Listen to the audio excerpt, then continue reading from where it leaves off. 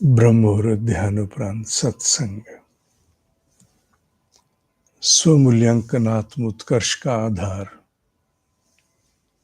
अहंकार की दृष्टि से, उसकी संवेदनशीलता की दृष्टि से कल एक स्वमूल्यांकन करने का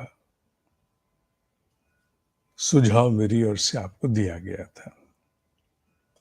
आप में से बहुत लोगों ने मेल भेजी है अपना मूल्यांकन करते हुए।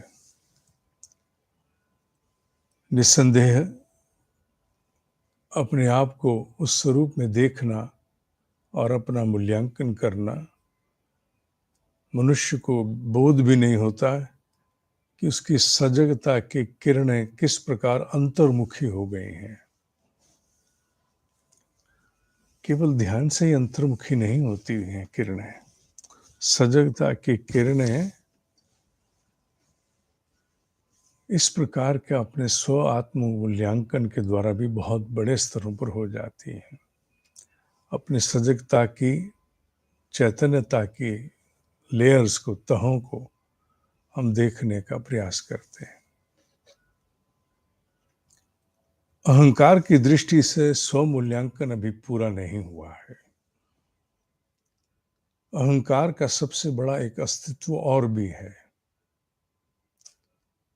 वो केवल वही नहीं जो आप समझते हो, वो भी है जिसे आप अपना अस्तित्व मानकर साधना में मैं कौन हूं पर आते हो। वो उसका पवित्र अस्तित्व है। आत्म उत्कर्ष में आत्म साक्षात्कार की साधना इसी अहंकार के पर्दे को फाड़कर ही होती है। जब तक ये पर्दा फटता नहीं है, मैं कौन हूं, तब तक बात बनती नहीं है। ये स्व मूल्यांकन केवल साधक कर सकेंगे, जो मैं आज जिसकी बात कर रहा हूं। बाकी सब सत्संग तो पब्लिक हो जाएगा, पर सब लोग नहीं इसको समझ पाएंगे।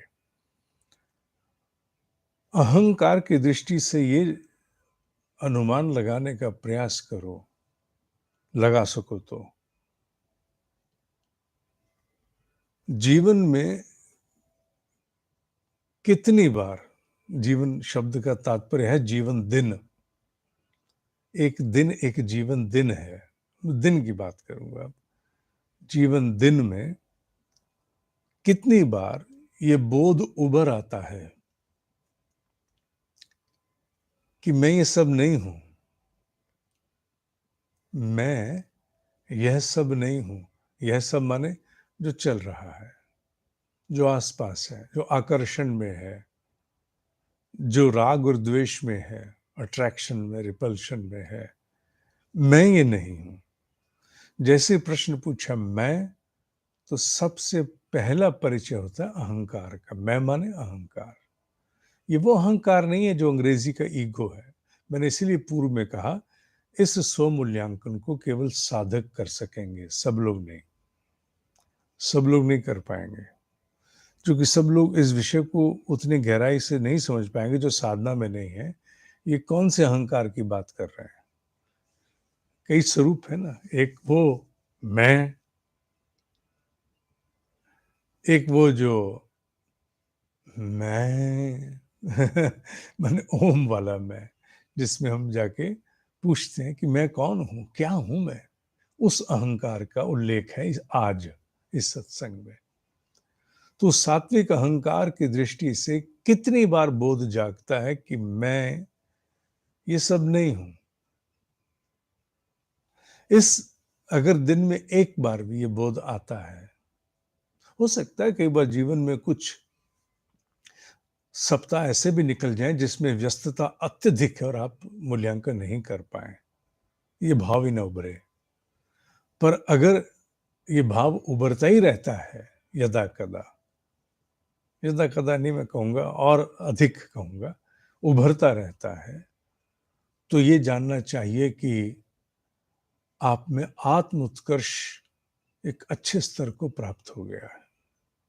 आप बीच बीच में आपका अस्तित्व बाहर के जितने भी आयाम है बहिर्मुखी, उनसे मुक्त होकर के स्वतंत्र होता है। फिर वापस लिप्त हो जाता है। पर वो एक झोंका भी अगर आता है ना कि मैं ये सब नहीं हूँ, क्या ये सब? मैं ये नहीं हूँ, क्या ये सब? बस इसका तात्पर्य जान लेना चाहिए। इसका मूल्यांकन करो। दिन में कितनी बार होता है, एक जीवन दिन में या सप्ताह में कितनी बार होता है, मोटा-मोटा मूल्यांकन लो। आवश्यक नहीं कि आपने इसको नोट ही किया हो हर बार, सोचा भी नहीं होगा कि इसको भी मूल नोट करना होगा या इसको भी मूल्यांकन में लाना होगा, विचार ही नहीं आया होगा। सच है, मैं जानता हूँ। पर अब चूँकि स्व-मूल्यांकन की बात हो रही है और अहंकार की बात हो रही है, सात्विक अहंकार की, तो ये प्रश्न बड़ा सार्थक है। ये तुम्हें तुमसे मिलवाएगा। तुम अपने कितने निकट आ चुके हो, तुम्हें इसका परिचय देगा। अपने माने अपने वास्तविक स्वरूप के कितने निकट आए हो, ये भाव उछलता रहे। तो ये ध्यान रखना, जिन दिनों बहुत असफल हो रहे हो किसी कार्य को करने में या किसी से झगड़ा हो गया, खिन्नता है और तब ये भाव आ रहा है, तो उसका महत्व बिल्कुल नहीं है। ना, असफलता से उपजा हुआ वैराग्य किसी काम का नहीं होता। वैराग्य वो जो सबके बीच में हो, वो वैराग्य है। अतः इस स्वमूल्यांकन से सामान्य स्थितियां, सामान्य सब ठीक चल रहा है, तो भी भाव आ गया, ये सब मैं नहीं हूं। क्या है ये सब? मैं नहीं हूं।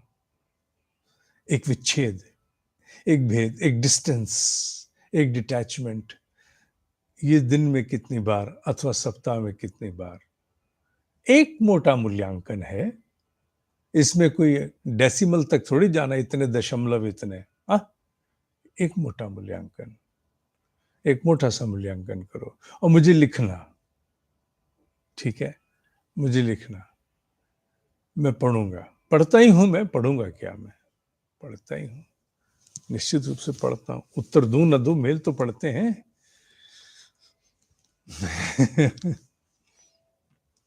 ओम ही सत्य है, ओम ही सत्य है, ओम ही सत्य है। कल्याण हो।